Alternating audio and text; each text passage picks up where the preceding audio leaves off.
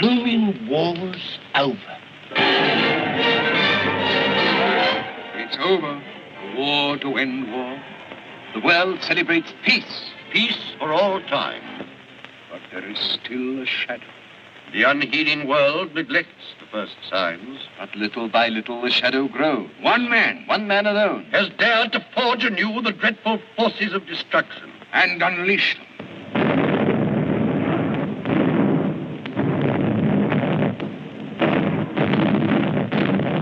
How has this thing come to pass?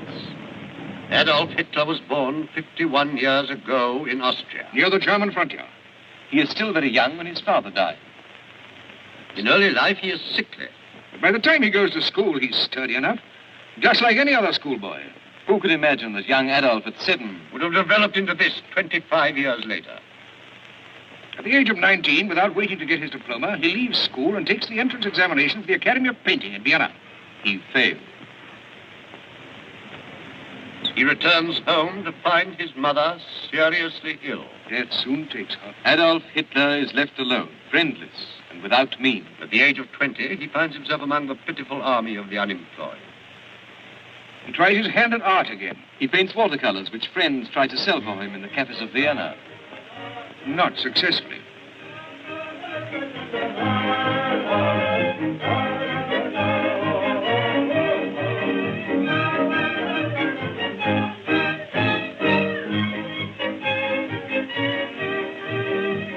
So he takes copies of old masters. And forges names to them. Yet for all this, he earns only enough to keep himself from starvation and to find a bed at night. In the doss houses of Vienna. He's 25 years old, this Austrian. When Kaiser Wilhelm II of Germany decrees the war of 1914, The Kaiser promises, I shall lead you to an era of wonders.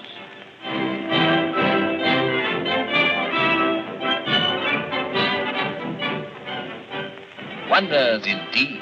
Germany invents new war horrors. First use of poison gas. Frightfulness, they called it then. Flammenwerfer by the Germans. Germany invents air raids, a nightmare legacy for all mankind.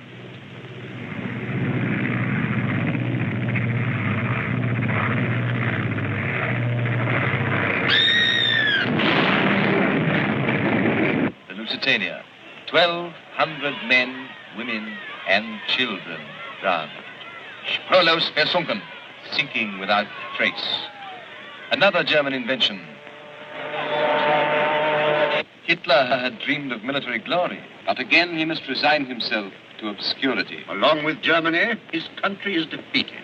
Is ruined. And he himself, after 4 bitter years of warfare, has gained nothing but a corporal's stripe. One other thing. We see for the first time the moustache, which was later to become... And later still, Hitler is 30 years old and a failure. So he must have remained. but the ex-Kaiser's era of wonders has turned out to be an age of grinding poverty and chaos. And it is this situation that gives Adolf Hitler his chance at last. To avoid their just payments, appropriate punishment for their crime against humanity in 1914. The Germans resort to inflation. Money melts like snow. In 1920, the dollar is worth about 10 marks. In 1921, 100 marks. In 1922, 1,000 marks. In the spring of 1923, 100,000 marks. And in the same year, millions and millions of marks, until we reach the astronomical figure of 4 billion marks to the dollar. Inflation cheats the Allies, but it also brings ruin to Germany. The moral fiber of the whole nation is sapped. Evil soil, but fertile soil. For the coming sowing of the seeds of Nazism. Hitler has by now become a secret agent. In other words, a spy. In the service of the Reichswehr. Hitler has been entrusted with the task of watching the activities of a new political party, the German Workers' Party in Munich. And while still in the pay of the army, he first joins and then takes the leadership of the very organization he was paid to spy upon. He changes the title to the National Socialist German Workers' Party. Which is speedily contracted to that word of dire meaning, Nazi. In 1923, the wretchedness and discontent of the people are at their worst. It is on November the 9th that Hitler and his associates, including the famous General Ludendorff, decide that the moment has come for them to make a bid for power. They are so sure of success that they draw up in advance the proclamation that their provisional government will make to the people after their coup d'etat. But the coup d'etat failed. The Nazi ranks waver and break. On the eve of the rising, Hitler had sworn to do or die. I have bullets in my revolver for my comrades and one for myself. If we fail, he declared. It was just a promise. First of so many.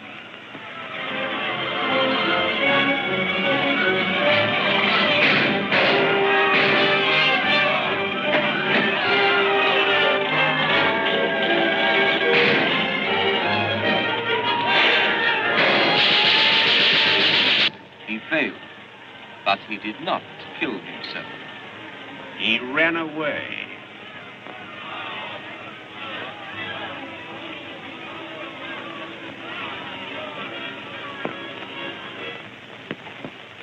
But he is caught and put on trial. The sentence is 5 years imprisonment in the fortress of Landsberg. But his treatment is by no means severe, and he uses this enforced leisure to write his now famous Mein Kampf. Germany's Book of Doom. Outside the prison walls, the situation continues to cause alarm. It is feared the communist propaganda will ultimately triumph. Those who had supported Hitler before, captains of industry, financiers, generals, unite to obtain his freedom. It isn't Hitler they're concerned about. They want to create a diversion against the menace of the Red Wave. He is released from prison to find that his backers are readier than ever to give him help. And so begins that era of power propaganda that eventually makes Hitler not the leader of a party, but imposes him upon a whole people. Leaflets, pamphlets, books, an avalanche of words, and promises. The German loves the uniform. So Hitler gives out uniforms. Uniforms for everybody. Uniforms for boys. Uniforms for girls. For journalists, for motorists, workmen. Whole factories are made over to manufacturing Nazi uniforms. Newspapers are required to spread the doctrine. Nazi cigarettes are introduced with pictures of the leaders on the cards. And the factories where the cigarettes are made belong to the party. The sales of cigarettes, uniforms, arms, insignia, flags bring in over 70 million marks a year. All profits for the party. The Nazi party. Like a quack selling a panacea at a fair, Hitler makes the Germans believe that the Nazi policy is a cure for all their ills. He promises everything to everybody. And all the time, the big parades go on. Bigger and always bigger. So that the people in their wretchedness, hungry and unemployed, swarm in their thousands into the Nazi organization.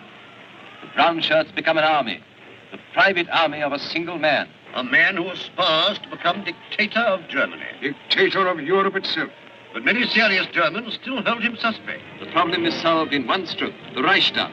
Germany's parliament building catches fire on the night of February the 27th, 1933, a few days before the so-called elections, which were to confirm or otherwise Hitler's accession to the chancellorship. The communists are proclaimed the culprits. Hitler and his men declare it was meant to be a signal for a Bolshevist revolution. It was, of course, necessary to produce the actual perpetrators of the fire. So a young Dutch half-wit named Marinus van der Lubbe, found by the police in the burning ruins, although there were no witnesses to his arrest except the police, is made the chief incendiary and put on trial. The others arrested are 3 Bulgarian communists, Dimitrov, Popov, and Tanev. He voluntarily surrenders when he hears he is accused of complicity. The trial is a mockery, a solemn legal farce. Van der Lubbe has to... One day, van der Lubbe shakes off his torpor. How many more times have I got to say it? Yes, I set fire to the Reichstag. I've said it hundreds of times. This has been going on for 8 months now. This torture. I've no strength left. I can't stand it. Yes, I set fire to the Reichstag. I did it myself. Now sentence me and leave me in peace. Van der Lubbe is condemned to be beheaded. The others, except Torgler, are set free. So Hitler is confirmed as chancellor. He announces his policy. To the workmen, more wages. The employers, no strikes. To the small shopkeepers, legislation against the big stores. To mothers and children, protection against child labor. Promises. Promises that would have placed a whole nation in chains of slavery. The parade-maddened public acclaim him. Ovation succeeds ovation, but his megalomania is still not satisfied. One obstacle yet remains in the way of his ambition. Hindenburg is President of the Republic, and it must not be forgotten that Germany is a republic. The old Marshal is a legendary figure of the Great War, a national hero, a national idol still, and behind him is the German army. Is yet untouched by the taint of Nazism. But Hindenburg is old, very old, and Hitler knows he cannot live much longer. So he decides to become president too, and thus sole ruler of Germany. Then to remilitarize the nation on a scale never before known to mankind. First, however, he must deal with trouble in his own ranks. He hears of plotting. Hindenburg names General von Schleicher as his successor. Hindenburg has no love for Hitler. He despises him as a gas man. General von Schleicher and Captain Ernst Röhm, swashbuckler and perverts, join together in a strange alliance to overthrow Hitler. Hitler acts as always, instantly and without mercy. General Goering is given the task of cleaning up Berlin, and his first target is the man who stands between his chief and the final fulfillment of his ambition.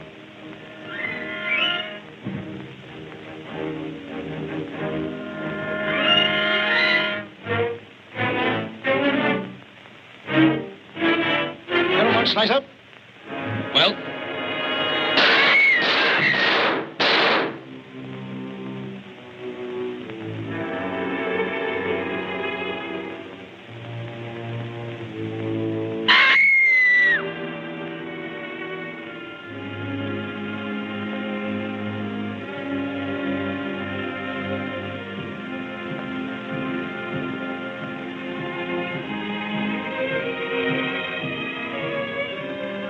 You've seen nothing? You've heard nothing?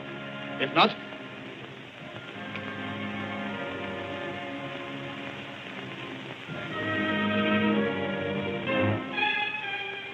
Victims are hounded out and shot down in scores.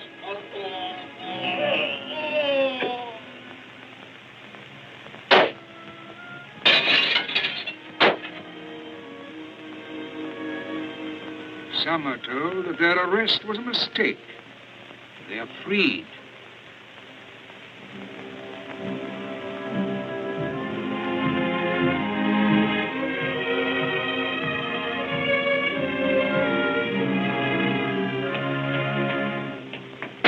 Shot while attempting to escape was the official excuse.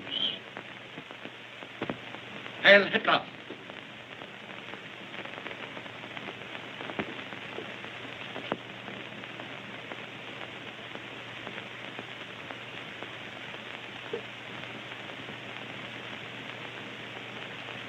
Hitler sends me that. Yes, he hasn't forgotten you were once his friend.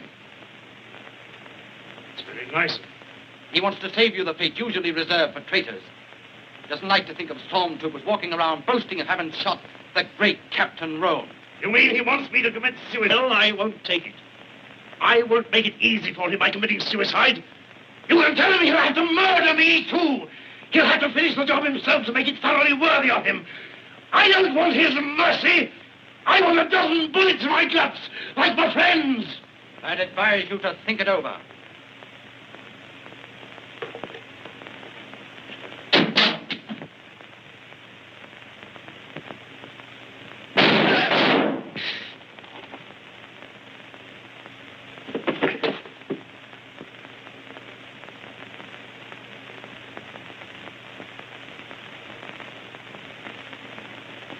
Hitler is no master of the situation. And within only a few weeks, Hindenburg has the good grace not to exhaust his rival's patience. He takes leave of life on the 2nd of August, and prolonged obsequies are ordained, culminating in the funeral at Tannenberg. The German papers that announced the president's death at the same time published the text of a law adopted the day before, While Hindenburg was still living. decreeing Hitler president and chancellor. The same day, German troops are compelled to take a strange new oath. An oath of fidelity to Hitler personally. I swear by God this sacred oath that I will render unconditional obedience to the leader of the German Reich and people, Adolf Hitler, the Commander-in-Chief of the Armed Forces, and that I will, as a valiant soldier, at all times be ready to stake my life for this oath. And while the German people mourned the passing of the great Marshal, the Austrian upstart secured himself finally in position as head of the German state. All that remains is the election. To confirm his succession. The people must decide. A foregone conclusion under the mass attack of Goebbels' hysterical propaganda. Hitler is duly confirmed. More acclamations. More ovations. But the public expects more than this. They want the fulfillment of all those pledges. Hitler cannot deliver. But he can and does dope his dupes with growing doses of anti-Semitism. He puts into effect his theory of racism, according to which only the 100% Aryan is worthy of living and propagating his kind in Germany. How different from the ideal are the leaders themselves.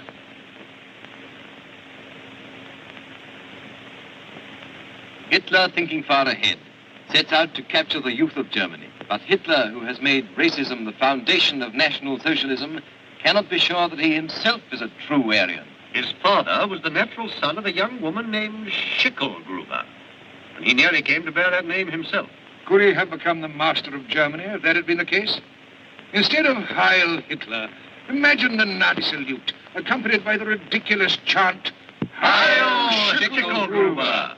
But as it happened, an old man, Johann Georg Hitler, at the age of 84, acknowledged as his son Adolf Hitler's father, the illegitimate Alois Schicklgruber, at that time 39 years old.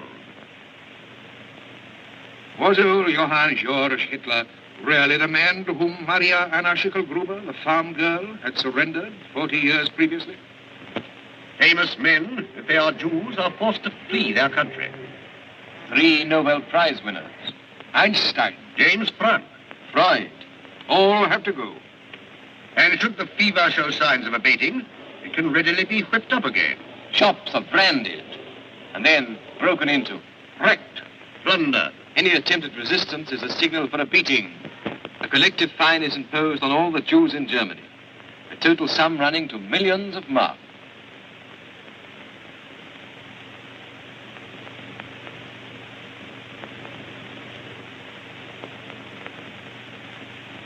Those who resist go to the dreaded Dachau concentration camp, where 100 die in the first 5 weeks. But in any case, the money is collected.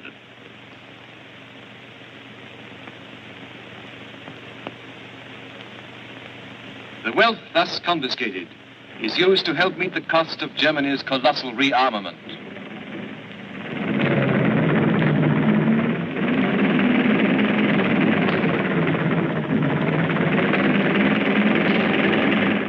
Not all of the money is used in this way. Some goes to line the pockets of Nazi leaders.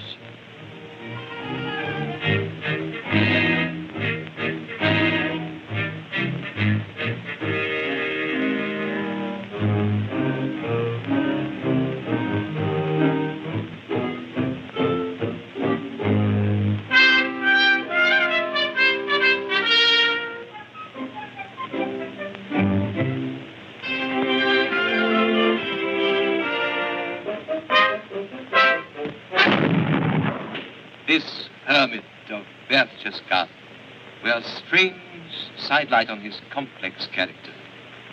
Guarded by his boys, stormtroopers, he stands alone against this impressive background, face to face with the gigantic idol he has made of himself. If Hitler knows nothing of the sentiment common to mankind, it is because a single passion, all-absorbing, dominates him. He wants to be not only the greatest, the most powerful, but the only master. Even above God, whom he does not recognize, unless the clergy submits to his will. We do not want any other God but Germany itself, cries Hitler. Goebbels echoes, God manifested himself not in Jesus Christ, but in Adolf Hitler. Christ is a false prophet, but he was a Jew, and Judaism is the source of all woes. All kinds of books are broadcast expounding the Nazi theory. Bolshevism, the fruit of Christianity. The fall of the gods. The Pope wants war. Catholic priests and Protestant clergymen, including the martyred Niemöller, are attacked or imprisoned when they resist the imposition of the Nazi theory upon their religion. Greater than the cross in Germany is the hooked cross. Hitler's power, symbolized by this cross, must be imposed everywhere, on everyone. And it even descends, this cult of Hitler, from a certain grandeur to the completely ridiculous. Heil Hitler! Heil Hitler! Heil Hitler! Heil Hitler! Heil Hitler! Heil Hitler! And so the people howl, and they fly the flags. Obedience and discipline. Sie gegen jedermann zu vertreten und zu schützen, so mitzuhelfen am Aufbau eines wirklichen und besseren Friedens. So wahr uns Gott helfe. Grüßt deine Führer und Befreier! Sieg! Sieg! Sieg! But for all the well-orchestrated evasions, Hitler knows that he's not silenced all consciences.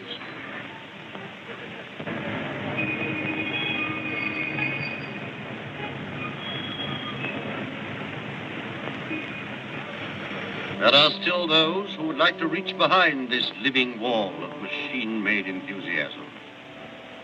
The only news that they get in their newspapers is Nazi news. And it is forbidden to listen in to foreign radio. The Nazis try to create a Germany of just one opinion, one point of view. The human mind in quarantine. Punishment for listening in to foreign countries is severe. In the final resort, the penalty is death. German newspapers themselves have announced sentences for this crime of penal servitude ranging from 3.5 to 5 years. Crime of wanting to hear the truth.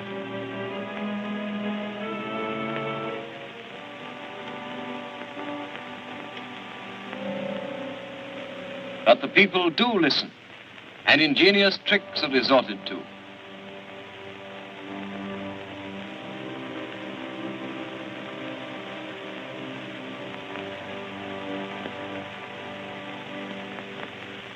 Still parades and more parade. With Hitler now apparently assuming the role of a Nazi Nero.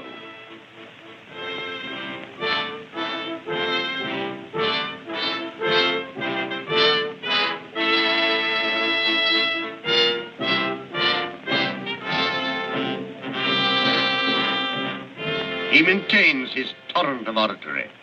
Dass Sie an diesem 29. Ihre Pflicht erfüllen, sondern unseres Volkes und seiner Zukunft wegen. Denn wir sind vergänglich, aber Deutschland wird bestehen. Wir werden sterben, aber Deutschland muss leben, jetzt und immer. An orgy of ringing declarations. The German people have no thought of invading any country. The German government, like the German people, are filled with the unconditional wish to make the greatest possible contribution to the preservation of peace in this world. Hamburg, August 1934. 10 months later, Germany announced conscription. We want to be a peace-loving element among the nation. We cannot repeat that often enough. The first and best principle in our government's program is that we shall not lie. When have the German people ever broken their word? This is the man who solemnly promised to respect the Versailles Treaty and the Locarno Pact. On March the 7th, 1936, German troops occupied the demilitarized zone of the Rhineland in violation of those treaties. May 1935. Germany neither intends nor wishes to interfere in the international affairs of Austria, to annex Austria, or to conclude an Anschluss. 5 months later, the Germans instigate riots in Vienna. And on July the 25th, they decide upon the murder of Chancellor Dollfuss, who opposes the Anschluss. The Nazis masquerade in the uniforms of the regular Austrian army, seize the broadcasting station, and announce falsely that the Dollfuss ministry has resigned and that Brintelin, a pro-Hitler Austrian minister, has taken his place. Meantime, other Nazis have invaded the chancellor and shot down Dollfuss. He is carried into an office and placed on a settee. And for nearly 4 hours, he lies bleeding to death, deprived of any help whatsoever. There ensues one of the strangest, most poignant dramas of the days before the war.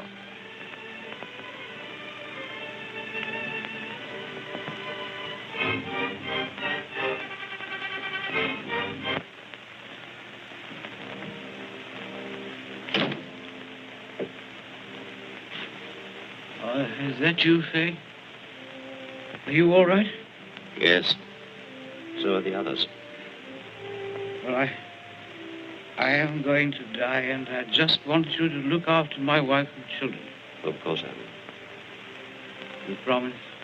I swear it. For the time being, our good friend Mussolini will look after them. We can trust him. Chancellor, I allowed Major Fay to come here so that you could speak to him on serious matters. The first and most important thing for you to do is to order the army to make no move against us. Send for a priest. Chancellor, you shall have a priest on conditions. Yes? Give immediate orders that Rintelin shall be placed at the head of the government and that the army shall take no action against us. I only want peace. No blood must be shed on my account. But Schuschnigg is the man to form a new government. I tell you, the man we insist upon having is Rintelin. The one man for Austria is Schuschnigg. Dollfuss dies without yield. The Nazi attempt fails. Austria remains Austria. For the time being. An immense throng attends the state funeral of the little chancellor, and Cardinal Initza, Archbishop of Vienna, declares, He endured the death throes of our Lord, surrounded by enemies.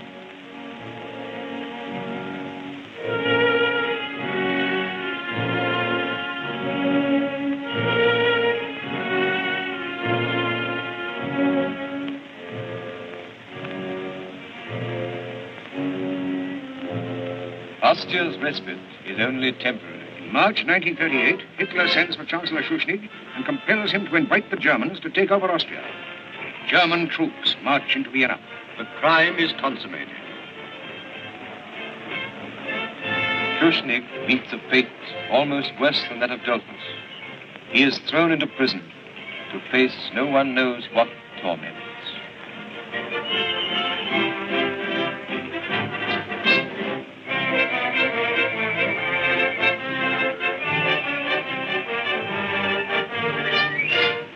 Cardinal Initza sees his palace invaded and sacked by a fanatical mob of Hitler youth.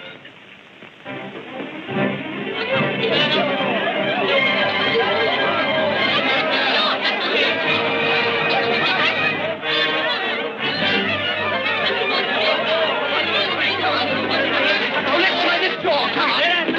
Look at it locked. Let's go on the other side.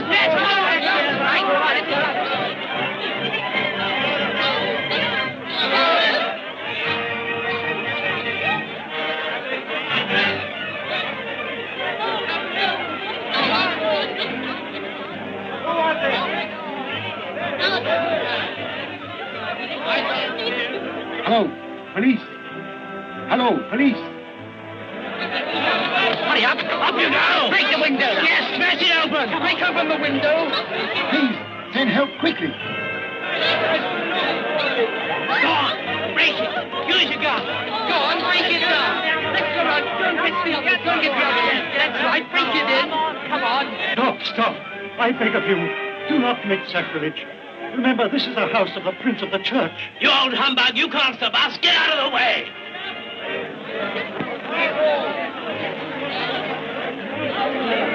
Come on.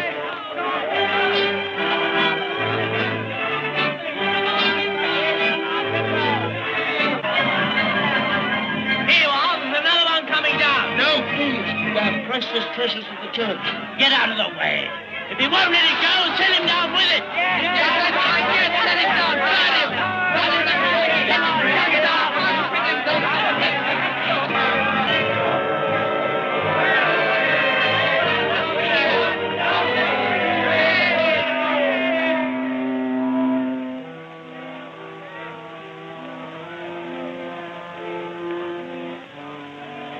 Father, forgive them, for they know not what they do.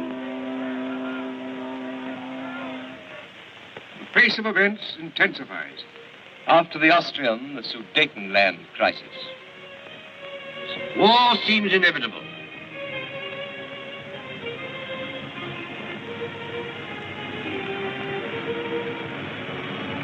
But the Pact of Munich establishes a new agreement. Hitler guarantees formally and solemnly Czechoslovakia's new frontiers.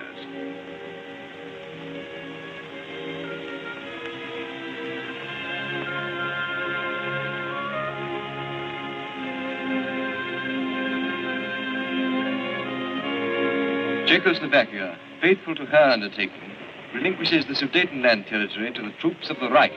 The world breathes with relief.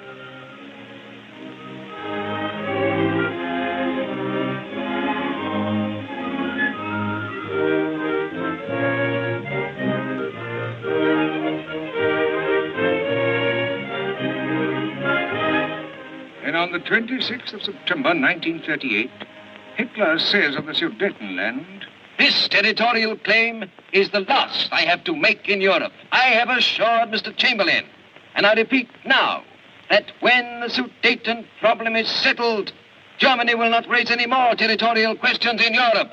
Here are the words from the Führer's very mouth. Ich bin Mr. Chamberlain dankbar.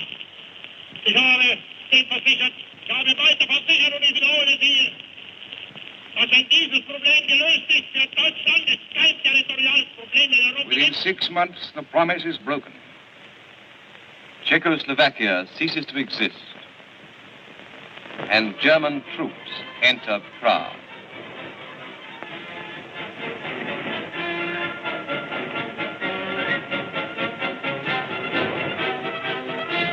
In the same month, the ogre of Berlin swallows the mere morsel of Memo, the Lithuanian port. Great Britain decides upon conscription, and Hitler is solemnly warned that any further act of aggression means war.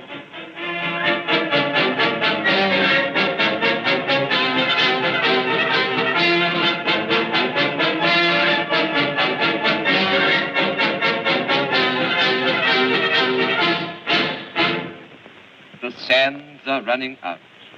And August 1939 brings the most cynical stroke of all. 4 years before, Hitler had declared, Between Germany and Russia, there is a gulf that can never be bridged.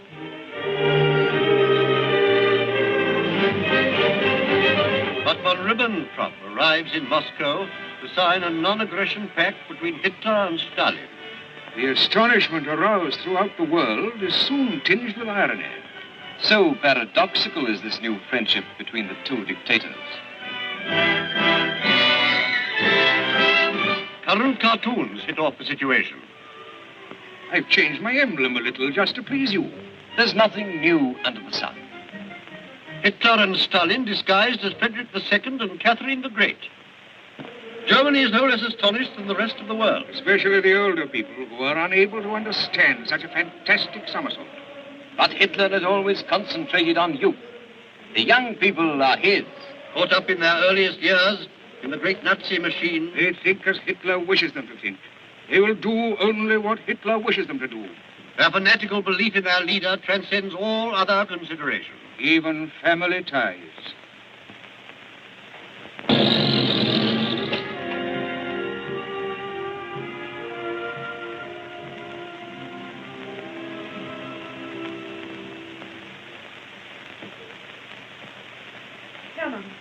Mother?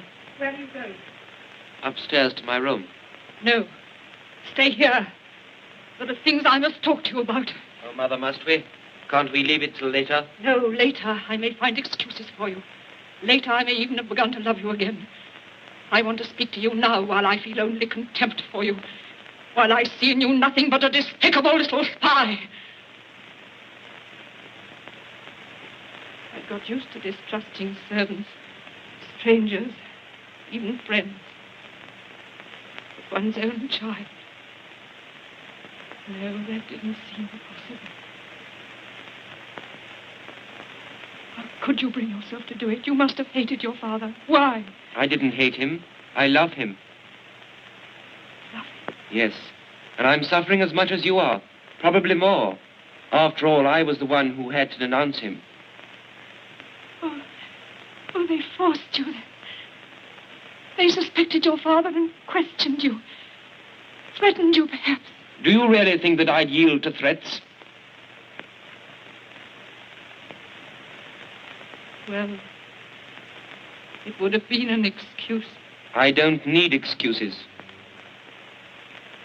I don't understand. That's obvious. When Emmy Anker informed on her mother, she didn't understand either. And when Franz Weber denounced his elder brother, his parents cursed him. Who are these people you're talking about? My comrades of the Hitler Youth. And yet, after denouncing her mother, whom she adored, Emmy Anker hanged herself, and Franz Weber tried to commit suicide. You see, they'd simply done their duty, knowing they'd pay for it with their lives. Duty? Is that what you call it? To spy on your own family? To betray those who love you? Is that what you call duty? So you're proud of what you did. You sneaked off to your leader and repeated your father's words of your own free will? Of course. You're mad. You're all of you mad. You don't understand anything that doesn't conform with your comfortable bourgeois ideas. All the time you use the words family and love. Well, you know what I think? If Germany is weak and poor and foreign countries don't respect her, it's your fault. Yours and other mothers like you. You can't make a nation strong by bringing up her children in the bourgeois atmosphere of the home, by softening their spirit with sloppy sentiment. I wish I'd never loved you, never loved Father.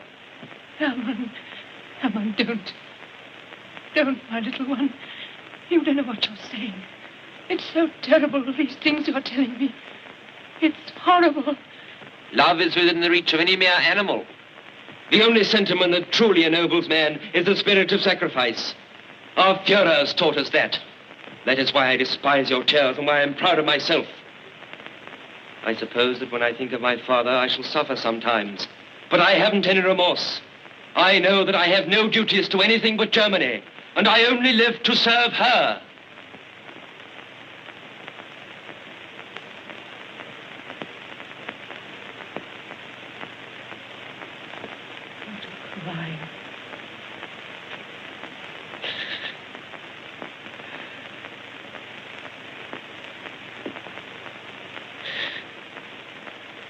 What a crime.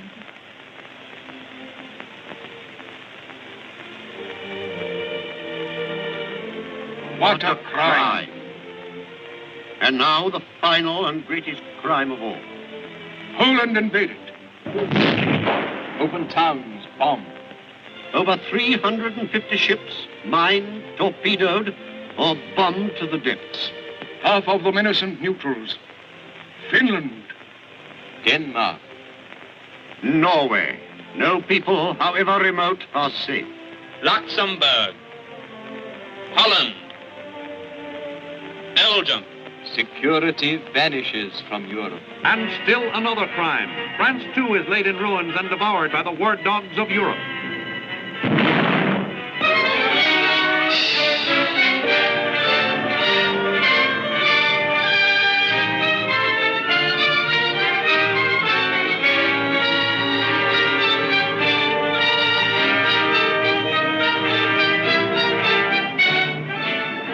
Why did Hess fly to the British Isles? Although it has not been officially admitted, the world now has reasons to believe that Hess came with a peace offer. Stop the war and join the Nazis in a joint war against the Soviet Union.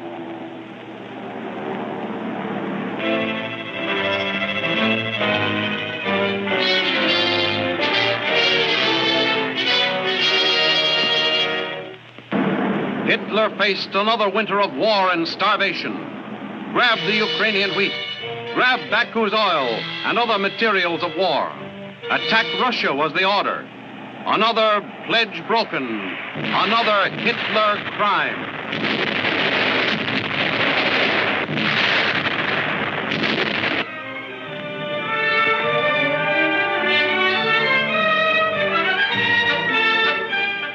Eastward, westward, where to next?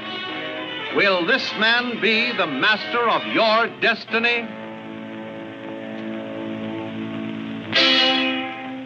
America answers no.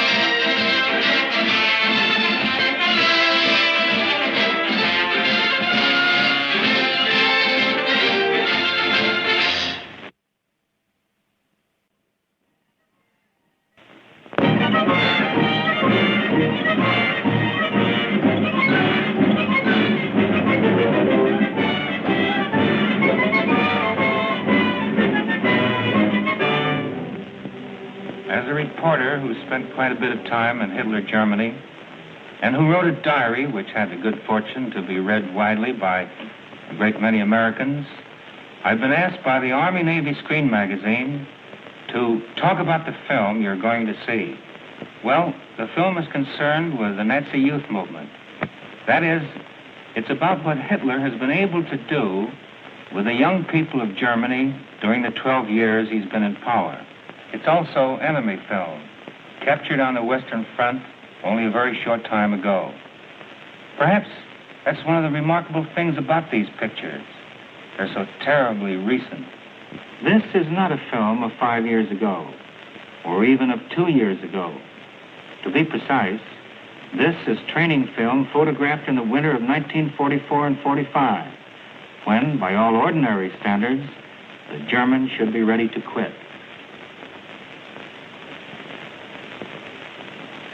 Germany cannot be defeated, their set faces say.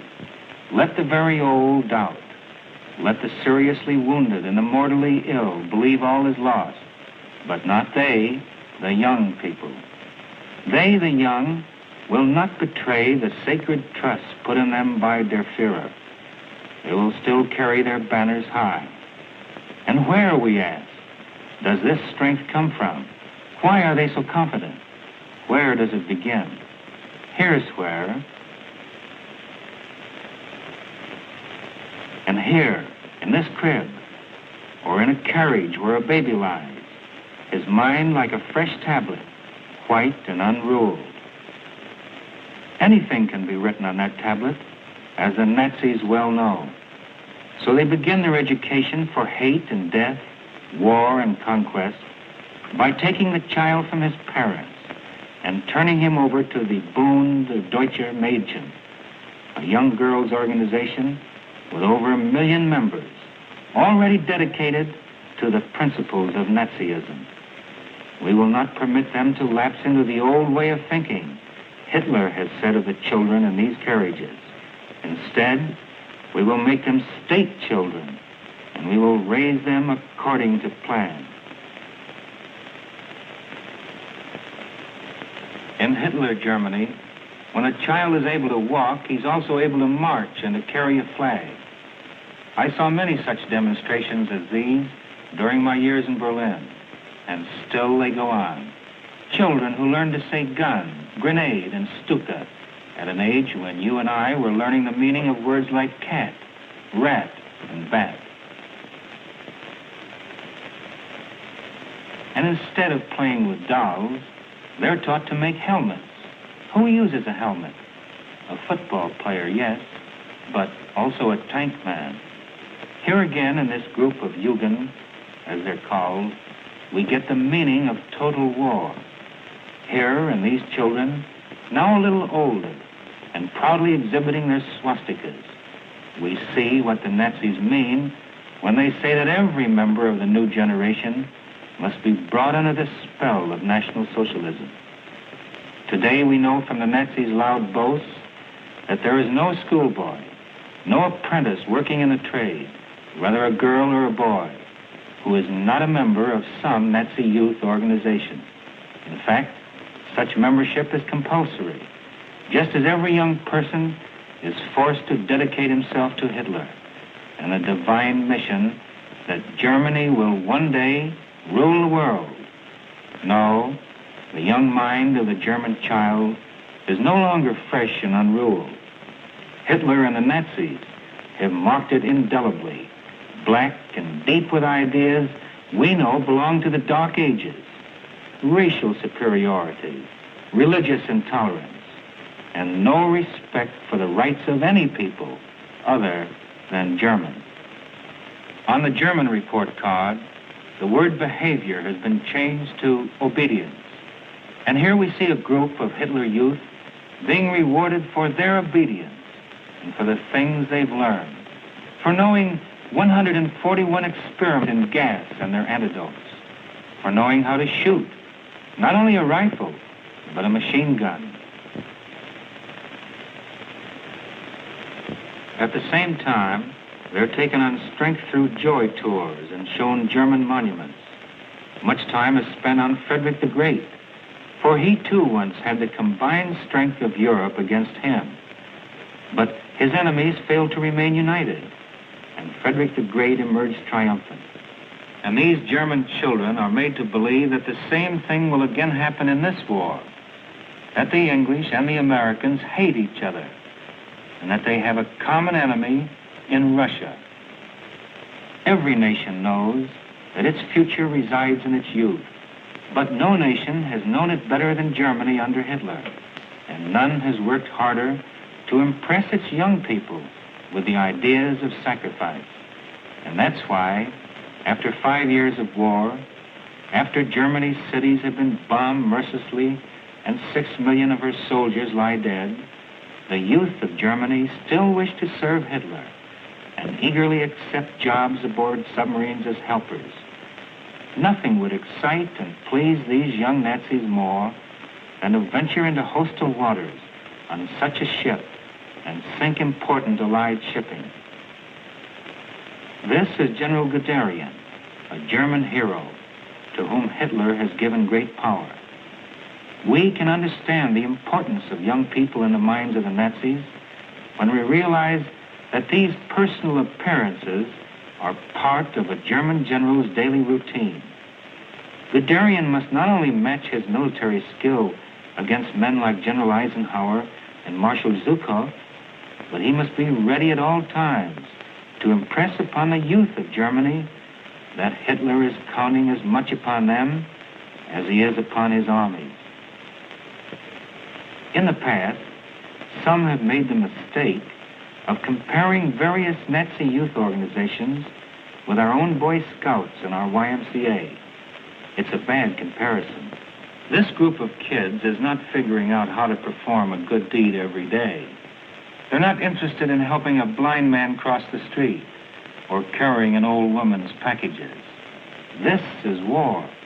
These children know it, and they want more of it. Now we can begin to see why the German boy is so confident and why, when he learns the war is now being fought on sacred German soil, he is eager to volunteer for a labor battalion, eager to march off to dig the necessary tank traps and defense ditches.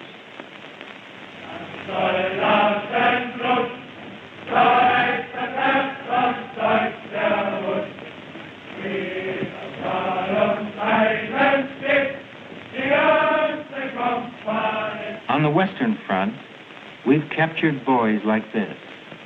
Because they are boys, we have not believed they were dangerous or a threat to our military operations.